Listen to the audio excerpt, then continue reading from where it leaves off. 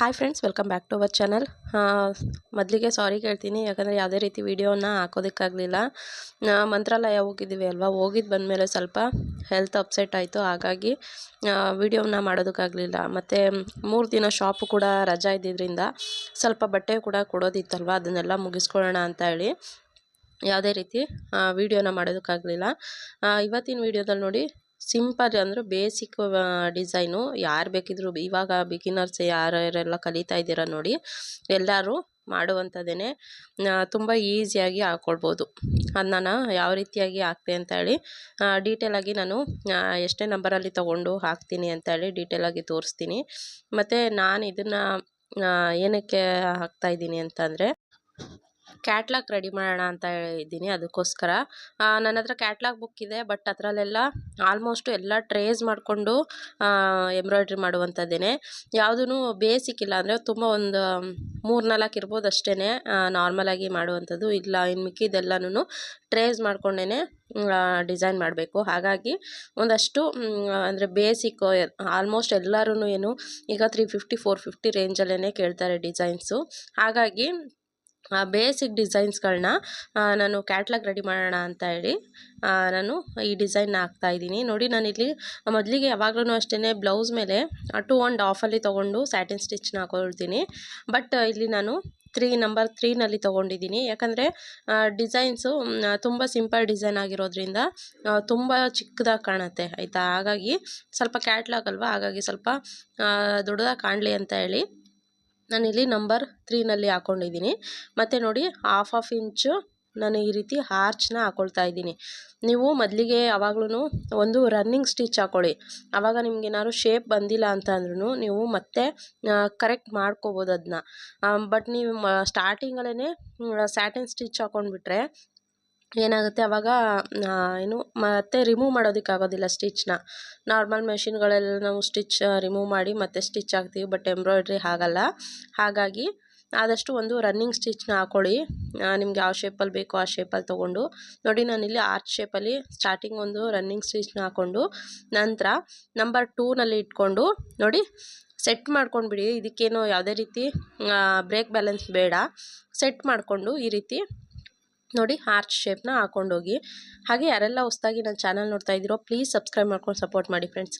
ಈಗಾಗಲೇ ಸಬ್ಸ್ಕ್ರೈಬ್ ಮಾಡಿಕೊಂಡು ವೀಡಿಯೋ ನೋಡ್ತಾ ಇರೋರು ಪ್ಲೀಸ್ ಒಂದು ಲೈಕ್ ಮಾಡಿ ವೀಡಿಯೋಗೆ. ಆದಷ್ಟು ನಿಮ್ಗೇನಾದ್ರು ಈ ವಿಡಿಯೋ ಯೂಸ್ಫುಲ್ ಆಗುತ್ತೆ ಅನ್ಸರೆ ನಿಮ್ಮ ಫ್ಯಾಮಿಲಿ ಮತ್ತು ಫ್ರೆಂಡ್ಸ್ ಜೊತೆ ವಿಡಿಯೋನ ಶೇರ್ ಮಾಡ್ಕೊಳ್ಳಿ.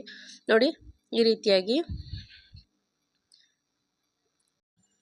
ಆರ್ಚ್ ಶೇಪು ಕಂಪ್ಲೀಟ್ ಆಯಿತು.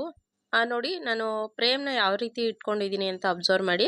ನನ್ನ ಲೆಫ್ಟ್ಗೆ ಇಟ್ಕೊಂಡಿದ್ದೀನಿ. ಈ ರೀತಿ ಲೀಫ್ ಡಿಸೈನ್ ಮಾಡುವಾಗ ನಮ್ಮ ಆಪೋಸಿಟ್ ಸೈಡಲ್ಲಿ ಲೀಫ್ ಬರೋ ಥರ ಇಟ್ಕೊಂಡು ಮಾಡಿದ್ರೆ ಅದು ಇನ್ನೂ ಒಂದು ರೀತಿ ಡಿಸೈನ್ ಕ್ರಿಯೇಟ್ ಆಗುತ್ತೆ. ಬಟ್ ಇದು ಬೇರೆ ರೀತಿ. ನಂದು ಲೆಫ್ಟ್ ಸೈಡ್ಗೆ ಫ್ರೇಮ್ನ ಇಟ್ಕೊಂಡಿದ್ದೀನಿ. ನೋಡಿ, ಲೀಫ್ ತುದಿಯಲ್ಲಿ ನಂಬರ್ 2ನಲ್ಲಿ ತೊಗೊಳ್ಳಿ. ಆಮೇಲೆ ಮತ್ತೆ 1 0ಗೆ ಇಳಿಸ್ಕೊಳ್ಳಿ. ತುಂಬ ಅಂದರೆ ತುಂಬ ಪುಟ್ಟು ಲೀಫ್ ಕ್ರಿಯೇಟ್ ಆಗುತ್ತೆ.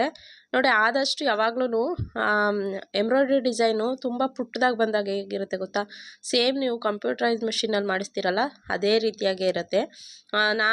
ನನ್ನ ಅನಿಸಿಕೆ ಏನಂತ ಅಂದರೆ, ಆದಷ್ಟು ಎಂಬ್ರಾಯ್ಡ್ರಿ ಡಿಸೈನನ್ನ ಪುಟ್ಟದಾಗೇ ಮಾಡೋದಕ್ಕೆ ಟ್ರೈ ಮಾಡಿ. ಇವಾಗೇನಾದ್ರು ಕಲಿತಾ ಇದ್ದೀರಾ ಅಂತಂದರೆ ಪರವಾಗಿಲ್ಲ, ಸ್ವಲ್ಪ ದೊಡ್ಡದಾಗೇ ಡಿಸೈನ್ಸ್ನ ಕ್ರಿಯೇಟ್ ಮಾಡಿ, ಆಯಿತಾ.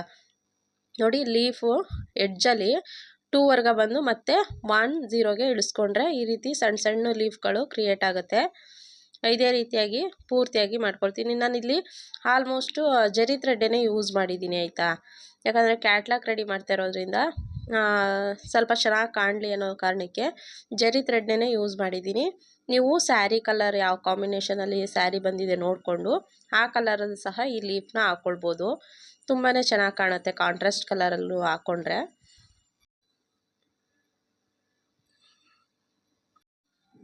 ನೋಡೋಣ, ಈ ಬ್ಲೌಸ್ ಪೀಸಲ್ಲಿ ನಾನಿಲ್ಲಿ ಸಿಲ್ಕ್ ಬ್ಲೌಸ್ನೇ ತೊಗೊಂಡಿದ್ದೀನಿ. ಈ ಬ್ಲೌಸ್ ಪೀಸಲ್ಲಿ ಎಷ್ಟು ಸಾಧ್ಯ ಆಗುತ್ತೋ ಅಷ್ಟು ಬೇಸಿಕ್ ಡಿಸೈನ್ಸ್ನ ಮಾಡೋಣ ಅಂತ ಇದ್ದೀನಿ. ಖಂಡಿತ ಅದನ್ನೆಲ್ಲನೂ ಕೂಡ ನಿಮ್ಮ ಜೊತೆ ಶೇರ್ ಮಾಡ್ಕೊಳ್ತೀನಿ. ಹಾಗೆ ನಿಮಗೇನಾದರೂ ಡಿಸೈನ್ಸ್ ಬಗ್ಗೆ ಅಥವಾ ಮಷಿನ್ ಬಗ್ಗೆ ಏನಾದರೂ ಡೌಟ್ಸ್ ಇದ್ದರೆ ಆದಷ್ಟು ಕಮೆಂಟ್ ಬಾಕ್ಸಲ್ಲಿ ಕಮೆಂಟ್ ಮಾಡಿ. ನನಗೇನು ಗೊತ್ತಿದೆಯೋ ಅದನ್ನು ನಾನು ನಿಮ್ಮ ಡೌಟ್ನ ಕ್ಲಿಯರ್ ಮಾಡೋದಕ್ಕೆ ಟ್ರೈ ಮಾಡ್ತೀನಿ, ಆಯಿತಾ. ನೋಡಿ, ಈ ರೀತಿ ಫುಲ್ಲು ಲೀಫ್ ಹಾಕ್ಕೊಂಡಾಯಿತು. ಇವಾಗ ರೆಡ್ ಕಲರ್ ಸಿಲ್ಕ್ ಥ್ರೆಡ್ನ ತೊಗೊಂಡಿದ್ದೀನಿ. ನಾನು ಆವಾಗಲೇ ಜರಿ ಥ್ರೆಡ್ ತೊಗೊಂಡು ಏನು ಡಿಸೈನ್ ಮಾಡ್ಕೊಂಡೆ ಅಲ್ವಾ, ಇವಾಗ ಸಿಲ್ಕ್ ಥ್ರೆಡ್ ತೊಗೊಂಡಿದ್ದೀನಿ. ನೋಡಿ ಪುಟ್ಟದು ಟ್ರಯಾಂಗಲ್ ಶೇಪ್ ಬರೋ ಥರ ನೋಡಿಕೊಂಡು ನೋಡಿ ಈ ರೀತಿ ಮಧ್ಯ ಏನು ಗ್ಯಾಪ್ ಇರುತ್ತೆ ನೋಡಿ, ಅಲ್ಲಿ ಟ್ರಯಾಂಗಲ್ ಶೇಪಲ್ಲಿ ಸ್ಟಿಚ್ನ ಮಾಡ್ಕೊಳ್ಬೇಕಾಗತ್ತೆ. ಇದೆಲ್ಲ ಸ್ವಲ್ಪ ಪ್ರಾಕ್ಟೀಸ್ ಮಾಡಬೇಕಾಗುತ್ತೆ. ಟ್ರಯಾಂಗಲ್ ಶೇಪು ಮತ್ತು ಬಟನ್ ಸ್ಟಿಚ್ಚು ಮತ್ತು ಲೀಫ್ ಸ್ಟಿಚ್ಚು, ಇದೆಲ್ಲ ತುಂಬ ಬೇಸಿಕ್ ಡಿಸೈನ್ಸು. ಆಲ್ಮೋಸ್ಟ್ ಎಲ್ಲ ಡಿಸೈನ್ಸಲ್ಲೂ ಲೀಫ್ ಡಿಸೈನು ಬಂದೇ ಬರುತ್ತೆ. ಟ್ರಯಾಂಗಲ್ ಶೇಪು, ಲೀಫು ಮತ್ತು ಬಟನ್ ಸ್ಟಿಚ್ಚು ಇದೆಲ್ಲ ಬರುತ್ತೆ. ನೀವು ಲೀಫ್ ಡಿಸೈನ್ ಒಂದು ಕಲ್ತ್ಕೊಂಡ್ರೆ ಸಾಕು, ತುಂಬ ಡಿಸೈನ್ಸ್ನ ಕ್ರಿಯೇಟ್ ಮಾಡ್ಬೋದು. ನಾನು ಇದೇ ವಿಡಿಯೋದಲ್ಲಿ ನೆಕ್ಸ್ಟ್ ಡಿಸೈನ್ ಹಾಕ್ತೀನಿ ನೋಡಿ. ಅದರಲ್ಲಿ ಆಲ್ಮೋಸ್ಟು ಬರೀ ಲೀಫ್ ಡಿಸೈನೇ ಇದೆ, ತುಂಬಾ ಚೆನ್ನಾಗಿ ಬಂದಿದೆ ನೋಡಿ. ನಾನಿವಾಗ ಆ ಲೀಫ್ ಮಧ್ಯದಲ್ಲೂ ಅಷ್ಟೇ ಗ್ಯಾಪ್ ಇತ್ತಲ್ವ, ಅಲ್ಲಿ ಒಂದು ಸಣ್ಣ ಬಟನ್ ಸ್ಟಿಚ್ನ ಹಾಕ್ಕೊಳ್ತಾ ಇದ್ದೀನಿ ನೋಡಿ. ಈ ರೀತಿ ಯಾವಾಗ್ಲೂ ಅಷ್ಟೇ ನೀವು ಎಂಬ್ರಾಯ್ಡ್ರಿ ಮಾಡ್ತೀರಾ ಅಂತ ಅಂದರೆ ಎಲ್ಲೂ ಅಷ್ಟೇ ಅಷ್ಟಾಗಿ ಗ್ಯಾಪ್ ಬಿಡೋದಕ್ಕೆ ಹೋಗ್ಬಿಡಿ. ಗ್ಯಾಪ್ ಬಂದರೆ ಅಷ್ಟು ಚೆನ್ನಾಗಿ ಕಾಣೋದಿಲ್ಲ ಡಿಸೈನು. ಆದಷ್ಟು ಏನು ಗ್ಯಾಪ್ ಇರುತ್ತೆ ಅದೆಲ್ಲನೂ ಫಿಲ್ ಮಾಡೋದಕ್ಕೆ ಟ್ರೈ ಮಾಡಿ. ಇದೊಂದು ಟಿಪ್ ಅಂತಲೇ ಅನ್ಕೋಬೋದು ನೋಡಿ. ಅಲ್ಲಲ್ಲಿ ಒಂದೊಂದು ಸಣ್ಣ ಬಟನ್ ಸ್ಟಿಚ್ನ ಹಾಕ್ಕೊಳ್ತಾ ಇದ್ದೀನಿ. ಇದಿಷ್ಟೇ, ತುಂಬ ಆರಾಮಾಗಿ ಯಾರು ಬೇಕಿದ್ರು ಬಿಗಿನರ್ಸು ಆರಾಮಾಗಿ ಮಾಡ್ಬೋದು ಡಿಸೈನ್ಸು. ಬೇಕಿದ್ರೆ ಟ್ರೈ ಮಾಡಿ. ಹಾಗೆ ಹೇಗೆ ಬಂದಿದೆ ಡಿಸೈನ್ ಅಂತ ಹೇಳಿ ಕಮೆಂಟ್ ಬಾಕ್ಸಲ್ಲಿ ಕಮೆಂಟ್ ಮಾಡೋದನ್ನು ಮರಿಬೇಡಿ ಆಯಿತಾ. ನೋಡಿ ಫೈನಲ್ ಆಗಿ ಡಿಸೈನು ಈ ರೀತಿಯಾಗಿ ಬರುತ್ತೆ. ತುಂಬ ಸಿಂಪಲ್ ಡಿಸೈನು. ಮತ್ತು ಇನ್ನೊಂದು ಡಿಸೈನ್ನ ನಾನಿಲ್ಲಿ ಅಂದರೆ ಮೊದಲಿಗೆ ಸ್ಯಾಟಿನ್ ಸ್ಟಿಚ್ ಹಾಕ್ಕೊಂಡಿದ್ದೀನಿ. ಬಿಗಿನರ್ಸು ನೋಡಿ ಈ ರೀತಿ ನಾನು ಆರ್ಚು ಒಂದೇ ಸಮನಾಗಿ ಬರಲಿ ಅಂತ ಹೇಳಿ 3/4 ಇಂಚ್ಗೆ ನೋಡಿ ಈ ರೀತಿ ಟೇಪಲ್ಲಿ ಮೆಜರ್ ಮಾಡಿಕೊಂಡು ಮಾರ್ಕ್ ಮಾಡ್ಕೊಳ್ತಾ ಇದ್ದೀನಿ. ಇದು ಈ ರೀತಿ ಟ್ರಯಾಂಗಲ್ ಈ ರೀತಿ ಏನಾದ್ರು ನೀವು ಅಥವಾ ಒಂದು ಫ್ಲವರಿಂದ ಇನ್ನೊಂದು ಫ್ಲವರ್ಗೆ ಎಷ್ಟು ಗ್ಯಾಪ್ ತಗೊಳ್ಬೇಕು ಅನ್ನೋದು ಬಿಗಿನರ್ಸ್ಗೆ ಗೊತ್ತಿಲ್ಲ ಅಂತಂದರೆ, ಬಿಗಿನರ್ಸ್ ಅಂತಲ್ಲ ಆಲ್ಮೋಸ್ಟ್ ಎಲ್ಲರೂ ಸಹ ಇದನ್ನ ಅಂದರೆ ಏನು ಈ ಮೆಥಡ್ನ ಯೂಸ್ ಮಾಡಿದ್ರೆ ತುಂಬ ಯೂಸ್ ಆಗುತ್ತೆ. ಯಾವುದೇ ರೀತಿ ಡಿಸೈನ್ ಏರುಪೇರು ಆಗೋದಾಗಲಿ ಅಥವಾ ಒಂದು ಲೆಂತ್ ಕಡಿಮೆ ಬರೋದು ಒಂದು ಜಾಸ್ತಿ ಬರೋದು ಆ ರೀತಿ ಆಗೋದಿಲ್ಲ, ಒಂದೇ ಸಮನಾಗಿ ಬರುತ್ತೆ. ಆದಷ್ಟು ಈ ಮೆಥಡ್ನ ಯೂಸ್ ಮಾಡಿ ನೋಡಿ. ನಾನಿಲ್ಲಿ 3/4 ಇಂಚ್ಗೆ ಮಾರ್ಕ್ ಮಾಡ್ಕೊಂಡಿದ್ದೆ ಅಲ್ವಾ, ಅಲ್ಲಿಗೆ ನಾನು ಆರ್ಚು ಅಂದರೆ ಇಲ್ಲಿ ನಾನು ಇವಾಗ ಡಿಸೈನಲ್ಲಿ ಮಾಡ್ಕೊಳ್ತಾ ಇರೋದು ದೊಡ್ಡ ಆರ್ಚು. ನಾನು ಮೊದಲು ಮಾಡ್ಕೊಂಡಿದ್ದು ಹಾಫ್ ಇಂಚಲ್ಲಿ ಬರೋ ಥರ ಮಾಡ್ಕೊಂಡಿದ್ದೆ. ಇವಾಗ ನಾನು ಇಲ್ಲಿ 3/4 ಇಂಚ್ ಲೆಂತಲ್ಲಿ ಬರೋ ಥರ ಆರ್ಚ್ನ ಹಾಕ್ಕೊಳ್ತಾ ಇದ್ದೀನಿ. ಇದು ಕೂಡ ಅಷ್ಟೇ ತುಂಬ, ಇದು ನಾನು ಮೊದಲೇ ಏನು ತೋರಿಸ್ತೆ ನೋಡಿ ಅದಕ್ಕಿಂತ ತುಂಬ ಈಸಿ ಡಿಸೈನ್ ಆಯಿತಾ. ನೋಡಿ ನಾನು ಇಲ್ಲಿ ಮಧ್ಯ ಆ ಆರ್ಚ್ ಏನಿದೆ ಅದರ ಮಧ್ಯ ಈ ರೀತಿ ಒಂದು ಲೀಫ್ ಶೇಪು, ಇದೂ ಅಷ್ಟೇ ಎಡ್ಜ್ ಮತ್ತು ಸ್ಟಾರ್ಟಿಂಗು ಶಾರ್ಪ್ನೆಸ್ ಬರುತ್ತೆ ನೋಡಿ. ಈ ರೀತಿ ಲೀಫ್ ಶೇಪ್ನ ಹಾಕ್ಕೊಳ್ಬೇಕಾಗತ್ತೆ. ನಾನಿಲ್ಲಿ ಆರ್ಚ್ನೂ ಅಷ್ಟೇ 2.5 ತೊಗೊಂಡಿದ್ದೀನಿ. ನಂಬರ್ 2.5 ಇಟ್ಕೊಂಡು ಆರ್ಚ್ನ ಹಾಕ್ಕೊಂಡಿದ್ದೀನಿ. ಇವಾಗ ನೋಡಿ ಲೀಫ್ನ 0 1 2 3 4ಗೆ ತೊಗೊಂಡು ಮತ್ತೆ 3 2 1ಗೆ ಇಳಿಸ್ಕೋಬೇಕು ಬ್ರೇಕ್ನ ನೋಡಿ. ಈ ರೀತಿ ನೋಡಿ 0 1 2 3 4 ಮತ್ತು 3 2 1 0 ಮತ್ತು ನೋಡಿ 0 1 2 3 4 ಮತ್ತು 3 2 1 0 ಈ ರೀತಿಯಾಗಿ ತೊಗೊಂಡ್ರೆ ನಿಮಗೆ ಒಂದೇ ಸಮನಾಗಿ ಬರುತ್ತೆ. ಎಲ್ಲೂ ಲೀಫ್ ದೊಡ್ಡದು ಚಿಕ್ಕದು ಆ ರೀತಿ ಆಗೋದಿಲ್ಲ ನೋಡಿ. ಆರ್ಚ್ ಏನಿದೆ ಆ ಆರ್ಚ್ ಒಳಗಡೆನೆ ಹಾಕ್ಕೊಂಡಿರೋದ್ರಿಂದ ಎಲ್ಲನೂ ಒಂದೇ ಸಮನಾಗಿ ಕಾಣ್ತಾ ಇರುತ್ತೆ. ಇವಾಗ ಅದೇ ಕಲರ್ ಜರಿ ಥ್ರೆಡ್ಡಲ್ಲಿ ನೋಡಿ ನಾನು ಲೀಫ್ನ ಹಾಕ್ಕೊಳ್ತೀನಿ. ಮತ್ತೆ ಸೇಮ್ ಲೀಫೇ ನೋಡಿ ಈ ರೀತಿ, ಅಂದರೆ ಸ್ವಲ್ಪ ಚಿಕ್ಕದು ಬರುತ್ತೆ ಅಷ್ಟೇ. ಇದು ನೋಡಿ ಈ ರೀತಿ ಆ ಸೈಡು ಈ ಸೈಡು ಒಂದೊಂದು ಲೀಫ್ ಬರೋ ಥರ ಹಾಕ್ಕೊಳ್ತೀನಿ. ಸೇಮು ಅಂದರೆ ಸ್ವಲ್ಪ ಇದು 3ನಲ್ಲೇ ಲಾಸ್ಟಾಗಿ ಮತ್ತು 0ಗೆ ಇಳಿಸ್ಕೋಬೇಕು ನೋಡಿ. ಇಲ್ಲಿಂದ ಒಂದು ರನ್ನಿಂಗ್ ಸ್ಟಿಚ್ ಮೇಲೆ ಹೋಗಿ 0 1 2 3 ಮತ್ತು 2 1 0ಗೆ ಇಳಿಸ್ಕೋಬೇಕು ನೋಡಿ. ಮತ್ತೆ ಹೇಳ್ತೀನಿ, ಇಲ್ಲಿಂದ ರನ್ನಿಂಗ್ ಸ್ಟಿಚ್ ಮೇಲೆ ಹೋಗಿ 0 1 2 3 ಮತ್ತು 2 1 0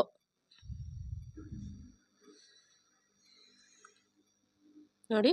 0 1 2 3 2 1 0 ಈ ರೀತಿಯಾಗಿ ಹಾಕ್ಕೊಂಡ್ರೆ ನಿಮಗೆ ಇದಿಷ್ಟು ಹಾಕ್ಕೊಂಡ್ರೂ ಸಹ ಇದು ಒಂಥರ ಡಿಸೈನು ತುಂಬ ಚೆನ್ನಾಗಿ ಕಾಣುತ್ತೆ ನೋಡಿ. ಈ ರೀತಿ ಪೂರ್ತಿಯಾಗಿ ಹಾಕ್ಕೊಳ್ತೀನಿ ನಾನು ಲೀಫ್ನ. ನೀವು ಅಬ್ಸರ್ವ್ ಮಾಡಿ, ಇದೂ ಕೂಡ ತುಂಬ ಚೆನ್ನಾಗಿ ಕಾಣುತ್ತೆ ಡಿಸೈನ್. ನೀವು ಇಷ್ಟು ಮಾಡ್ಕೊಂಡ್ರೂ ಸಹ ನಮ್ಗೆ ಯಾವುದೇ ರೀತಿ ಅಂದರೆ ಬರೀ ಲೀಫ್ ಡಿಸೈನ್ ಬಿಟ್ಟರೆ ಬೇರೆ ಯಾವುದೂ ಇವಾಗ ತಾನೇ ಕಲಿತಾ ಇದ್ದೀವಿ ಬರಲ್ಲ ಅಂತಂದರೆ ನೋಡಿ, ಇದೂ ಕೂಡ ತುಂಬ ಚೆನ್ನಾಗಿರುತ್ತೆ ಡಿಸೈನು. ನಾನಿವಾಗ ಇದಕ್ಕೆ ಅಂದರೆ ಫ್ಲವರ್ ಶೇಪಲ್ಲಿ ತಗೊಳ್ತೀನಿ ನೋಡಿ. ಲೀಫೆಲ್ಲ ಹಾಕ್ಕೊಂಡು ಆ ಲೀಫ್ ಮಧ್ಯ ಫ್ಲವರ್ ಹಾಕ್ಕೊಳ್ತೀನಿ. ಅದು ಕೂಡ ಲೀಫೇನೆ, ಅಂದರೆ ಪೆಟಲ್ ಶೇಪ್ ಬರುತ್ತೆ. ಸ್ವಲ್ಪ ಸ್ಟಾರ್ಟಿಂಗು ಫ್ಲ್ಯಾಟಾಗಿ ಬರುತ್ತೆ ಅಷ್ಟೇ.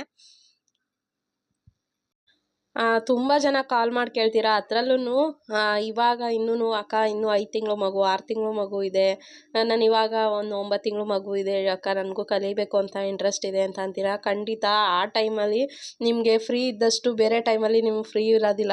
ಖಂಡಿತ ಆ ಟೈಮಲ್ಲಿ ಕಲ್ತ್ಕೊಳ್ಳಿ ಆಯಿತಾ. ನಾನು ಕೂಡ ಅಷ್ಟೇ ಕ್ರೋಶಾ ಕುಚ್ಚಾಕೋದಾಗಲಿ ಅಥವಾ ಡೋರ್ ಮ್ಯಾಟ್ಗಳು ಮಾಡೋದಾಗಲಿ ಹಳೆ ಸ್ಯಾರಿಗಳಲ್ಲಿ ಅದನ್ನೆಲ್ಲನೂ ಕೂಡ ಬಾಣಂತನ ಟೈಮಲ್ಲೇ ಕಲ್ತ್ಕೊಂಡಿದ್ದು. ಆವಾಗ ನಮಗೆ ತುಂಬಾ ಫ್ರೀ ಇರುತ್ತೆ, ಯಾವುದೇ ರೀತಿ ಕೆಲಸ ಮಾಡೋದಿಲ್ಲ, ಕೂತಿರ್ತೀವಿ. ಖಂಡಿತ ಆ ಟೈಮಲ್ಲಿ ನೀವು ಕಲಿಯೋದಕ್ಕೆ ಬೆಸ್ಟ್ ಟೈಮ್ ಅಂತಲೇ ಹೇಳ್ಬೋದು.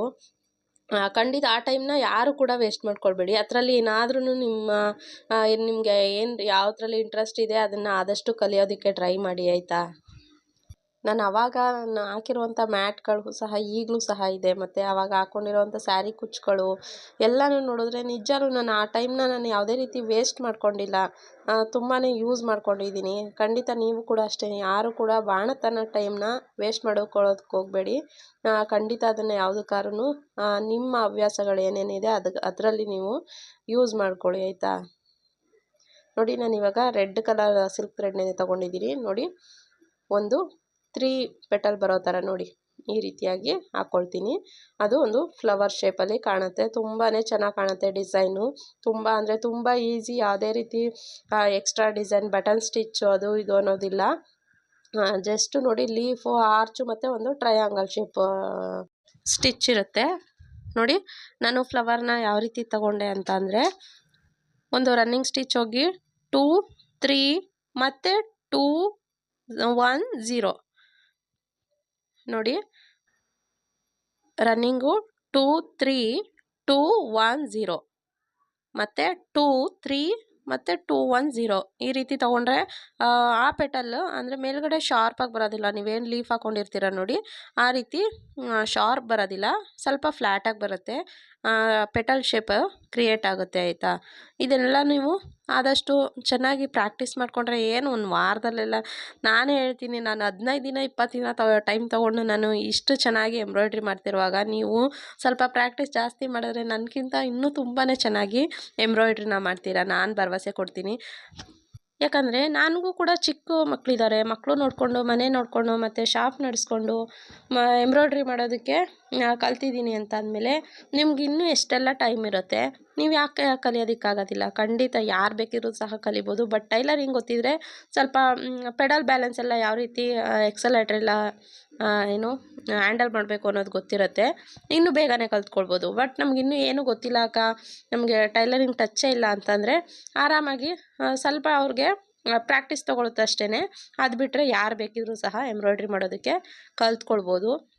ನೋಡಿ, ನಾನಿಲ್ಲಿ ಟ್ರಯಾಂಗಲ್ ಶೇಪ್ನ ಹಾಕ್ಕೊಳ್ತಾ ಇದ್ದೀನಿ. ಗ್ಯಾಪ್ ಇತ್ತಲ್ವ ನೋಡಿ, 0 1 2 3 4 ಮತ್ತು 3 2 1 0ಗೆ ಇಳಿಸ್ಕೊಂಡ್ರೆ ಅಂದರೆ ಸ್ವಲ್ಪ ಫಾಸ್ಟಾಗಿ ತೊಗೊಳ್ಬೇಕಾಗುತ್ತೆ. ಆವಾಗ ನಿಮಗೆ ಟ್ರಯಾಂಗಲ್ ಶೇಪು ಏನು ಕ್ರಿಯೇಟ್ ಆಗುತ್ತೆ ಆಯಿತಾ. ನೋಡಿ ಈ ರೀತಿಯಾಗಿ. ಈ ವಿಡಿಯೋ ಹೇಗನ್ನಿಸ್ತು ಕಮೆಂಟ್ ಬಾಕ್ಸಲ್ಲಿ ಕಮೆಂಟ್ ಮಾಡಿ. ಹಾಗೆ ಡಿಸೈನ್ ಹೇಗೆ ಬಂದಿದೆ ಅಂತ ಹೇಳಿ ತಿಳಿಸಿ. ನೋಡಿ, ಎಕ್ಸ್ಟ್ರಾ ಥ್ರೆಡ್ ಏನಿದೆ ಅದನ್ನೆಲ್ಲನೂ ಲಾಸ್ಟಲ್ಲಿ ರಿಮೂವ್ ಮಾಡ್ಕೊಳ್ಬೇಕು. ಇದಿಷ್ಟೇ ಫ್ರೆಂಡ್ಸ್, ಈ ವಿಡಿಯೋನ ನಾನು ಇಲ್ಲಿಗೆ ಎಂಡ್ ಮಾಡ್ತೀನಿ. ಮತ್ತೊಂದು ವಿಡಿಯೋ ಜೊತೆ ಸಿಗ್ತೀನಿ. ಟೇಕ್ ಕೇರ್, ಬಾಯ್.